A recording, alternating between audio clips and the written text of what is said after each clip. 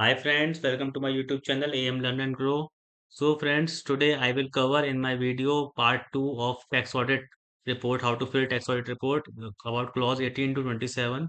So let's get started. So clause 18 is about the amount of depreciation allowable as per Income Tax Act with respect to each asset और block of assets. तो जैसा भी आप अपने system में रखते हैं लाइक असेट वाइज या ब्लॉक ऑफ असेट वाइज वैसे आप उसके अकॉर्डिंग आपको यहाँ पर डेप्रिसिएशन allowable की लिस्ट देनी है. So friends, I would suggest please prepare the Excel first in your as per the available asset fixed assets in your books as per the Income Tax Act, calculated depreciation as per Income Tax Act.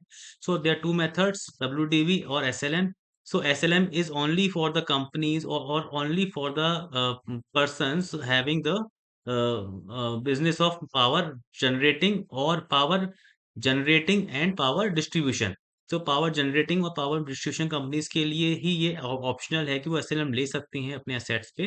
बाकी सबके लिए WTV is mandatory. So friends, WTV आपको लेना है if you are non power generating company और non power distribution company.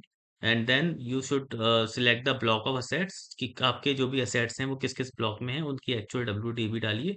उसमें कोई adjustment की गई है इन सेक्शंस में 115 B double A B S C B A D, तो वो आप डालिए एडजस्टमेंट मेड टू डब्ल्यूटीबी और डाल के आप उसको उसका कितना एडिशन कितना हुआ है, कितना परचेज किया है, put to use less than 180 days और put to use more than 180 days, ये भर के आप उसको पूरा यहाँ पे सबमिट कर सकते हैं, ऐड कर सकते हैं. सो फ्रेंड्स, अगर आपके बहुत सारे असेट्स हैं एक्सेल में, लाइक देयर वेरियस असेट्स, और आपको वन बाय वन भरने में बहुत टाइम लगता है, तो बेटर है कि आप परचेज डिटेल को आप अपना अपलोड कर दें, बेसिकली टेम्पलेट डाउनलोड करके देन आप उसको फिल करके अपनी एक्सेल से देन आप उसको उसको सीएसवी बना के उसको अपलोड करते हैं, तो आप आपका जो डेटा है डायरेक्टली यहाँ पे हो जाएगा. ऐसे ही डिडक्शन डिटेल्स का आप कर सकते हैं. अ, जो भी है तो वो उसके अकॉर्डिंग आपका हो जाएगा अपना upload. So friend, this is about clause 18. So this is for the depreciation, है ना. So clause 19 is for the amount admissible under various sections. So friends, जो आपका टी कॉफी रबर अकाउंट होते हैं 33 ए बी ए, जो scientific research में आपने donation दी होती है, सेक्शन 35 जो है वो साइंटिफिक रिसर्च का सेक्शन है. 35(1)(2)(1)(2)(a), जो भी आपने डोनेशन दी है साइंटिफिक रिसर्च की, या फिर आपको आप डोनेशन दी है, या आपने कोई अपना खुद का रेवेन्यू और कैपिटल एक्सपेंडिचर किया है साइंटिफिक रिसर्च के लिए, तो वो अलाउबल होता है.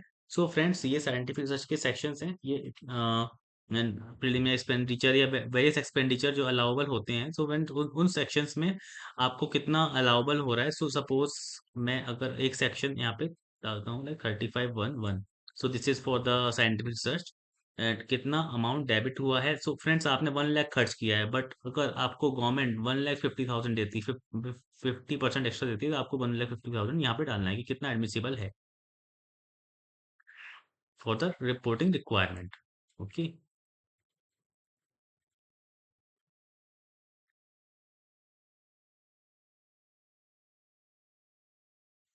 So friends, this is about clause 19. Then go for clause 20. So clause 20 is for the amount of sum paid to employee as bonus commission or for services rendered. So friends, section 36(1)(2) is for the bonus or commission.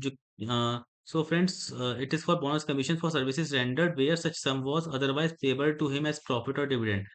जो कि अगर आप like normally अगर payable होता तो वो profit आप dividend, मतलब कोई सपोज आपका डायरेक्टर है, कोई बड़ी पोस्ट पे कोई आपका एम्प्लॉई है, उसको आपको प्रॉफिट या डिविडेंड देना है, बट आप उसको कमीशन बोनस की तरह दे रहे हो. तो फ्रेंड्स, इसको टैक्स ऑडिटर को अगर ये पकड़ लेता है कि यार ये this is the not the bonus commission, this is the profit और dividend, so friends he should report it here. Clause 20 is about this. Clause 20A, and amount of contribution received from employees for various funds. So friends, this is regarding section 36(1) VA. So friends, this section tells us about कि like हमने जो भी like contribution to provident fund, contribution to other funds जो employ से लिया है contribution, वो हमने प्रॉपरली टाइम पे जमा कराया है नहीं कराया है. सो फ्रेंड्स, कितना कंट्रीब्यूशन लिया है उस टेम्पलेट इस टेम्पलेट में भर के हमें हमें सबमिट करना है, और you can submit it here. Clause 20. Then clause 21.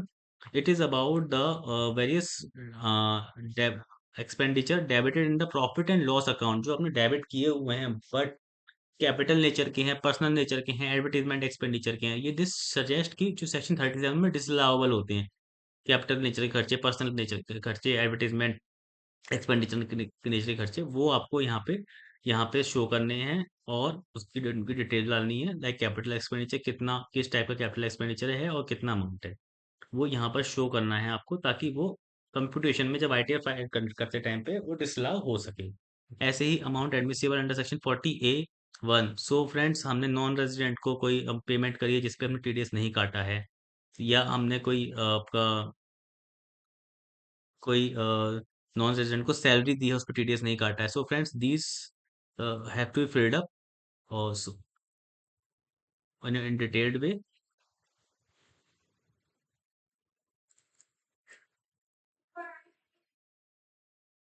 So this is clause 22 about the amount inadmissible under section 23 of micro MSME Act. So MSME Act के section 23 में जो inadmissible है वो आपको यहाँ पे मेंशन करना है। MSME Act में कितना inadmissible है, कितना अमाउंट आपने दिया है, so this should be mentioned here. Clause 22 is about the कि आपने रिलेटेड पार्टी को 48(2) में रिलेटेड पार्टी को कितना पेमेंट किया है। सो फ्रेंड्स, अगर आपने कोई कंपनी हो और आपने लाइक किसी और आपका डायरेक्टर है, डायरेक्टर की भी कोई कंपनी है, उसको उससे आपने कोई सर्विसेज ली या उससे कोई गुड्स खरीदी, तो वो उसकी डिटेल्स आपको यहाँ मेंशन करनी पड़ेगी। कहीं ऐसा तो नहीं है आपने कि अपना एक्सपेंस बढ़ाने के लिए आपने 100 की चीज को 200 रुपये में खरीद लिया है। So this should not be done. So this is about clause 23। Then clause 24, amount deemed to be profits and gains under section 32AC, 32AD, AB, ACA, ABA.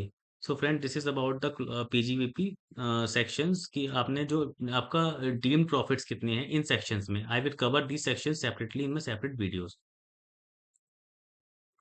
Then clause 25 is about the amount chargeable to tax under section 41. So friends, कि आपका section 41 में कितना amount chargeable to tax है वो आपको यहाँ mention करना है। इसका नेम ऑफ द पर्सन, कितना अमाउंट आपने क्रेडिट किया है, अमाउंट कितना नहीं क्रेडिट किया, प्रॉफिट एंड लॉस अकाउंट में किस सेक्शन में क्रेडिट किया है, 41 के किस सेक्शन में क्रेडिट किया है। So friend, these all should be mention here. This is about the clause 25. Then clause 26. So in respect of refer to in section 43B. So this is regarding section 43B कि कुछ ऐसे expenses होते हैं जो आपको payment basis पे ही allow होते हैं। सो फ्रेंड्स, जैसे आपने अगर कोई आपके प्री एग्जिस्टिंग प्रीवियस ईयर में कोई आपका एक्सपेंडिचर था, वो पे किया है ड्यूरिंग द ईयर, तो वो कितना है वो आपको बताना था। कितना नहीं पे किया वो बताना है, क्योंकि उसका डिडक्शन अभी भी नहीं मिलेगा। एंड क्या आपने पे इस ईयर में, यानी कि सपोज 25-26 में आपने कितना पैसा, आपने सॉरी फाइनेंशियल 24-25 में कितना एक्सपेंडिचर किया जो आपने पे कर दिया before due date of return of income, वो आपको यहाँ पे मेंशन करना है। And not paid before the due date, तो कितना पे नहीं किया वो आपको यहाँ मेंशन करना है। So friends, this is our clause 43B. Okay, I will cover section 43B in my separate video. So I'm going fast in this video to explain all the section, all the clauses in a summary, and I will cover deeply all the section clauses, all the sections in my uh, next videos. So this is about the clause 43B. Clause 26, section 43B. Then we will go to our last clause of today's video. So this is clause 27. So this is about the how much is the ITC you have claimed. So you have to previously calculate all of your ITC, whether it is CGST, SGST, IGST. So like how much, so total CGST, SGST, IGST of all your GST accumulation accumulated here, and this is the opening balance, how much is the credit availed and how much is the credit utilized, and then the closing balance. So first, आपने जितने भी GST registration हैं आपके, उनका आप ये इस format में बना लीजिए, कितना आपने पूरे ईयर में, यानी कि 1 अप्रैल को ओपनिंग बैलेंस कितना था, देन आपने पूरे ईयर में कितना क्रेडिट अवेल किया, कितना यूटिलाइज़ किया और कितना आपका क्लोजिंग बैलेंस है। देन आप उसको इकट्ठा एक्यूमुलेट कर लीजिए, देन उसको यहाँ पे अमाउंट मेंशन कर दीजिए। उसका क्या आपने ट्रीटमेंट किया प्रॉफिट एंड लॉस अकाउंट में, वो मेंशन कर दीजिए। So friends, this is about clause 27 of the tax audit report. So thank you for watching. So please subscribe my YouTube channel. This keeps me motivated for videos. Thank you.